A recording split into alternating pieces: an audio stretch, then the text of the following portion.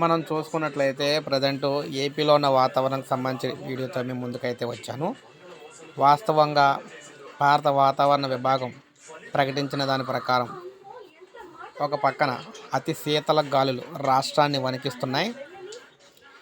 ఈ శీతల గాలుల ప్రభావంతో అల్పపీడనం అనేది నెమ్మదిస్తుందని చెప్తున్నారన్నమాట. 22 ఆ టైంలో ఈ అల్పపీడన ప్రభావం అయితే ఉంటుందని చెప్పడం అయితే జరిగింది. ఏపీలోని అతి శీతల గాలుల ప్రభావంతో ఇది మరింత నెమ్మదించింది. ఒక పక్కన తమిళనాడులో కురిసిన వర్షాలు తమిళనాడుని దాటుకొని కొంతవరకు అయితే ఇలా బంగాళాఖాతం సైడ్ అయితే వెళ్తూ ఉన్నాయన్నమాట. ఇక ఏపీ విషయానికి వచ్చినట్లయితే రాగల 24 గంటల్లో ఏపీలో చెదురుమదురుగా ఎక్కడ కూడా వర్షాలు అయితే పడే అవకాశాలు అయితే లేవని, ఆకాశం మేఘావృతంతో ఉండి గాలులు అయితే చలిగాలు అయితే వేస్తా అని చెప్తున్నారన్నమాట. అంటే కోల్డ్ వేవ్స్ అనమాట. కోల్డ్ వేవ్స్ అనేవి విపరీతంగా రాష్ట్రం మీద ప్రభావం అయితే చూపించబోతున్నాయి.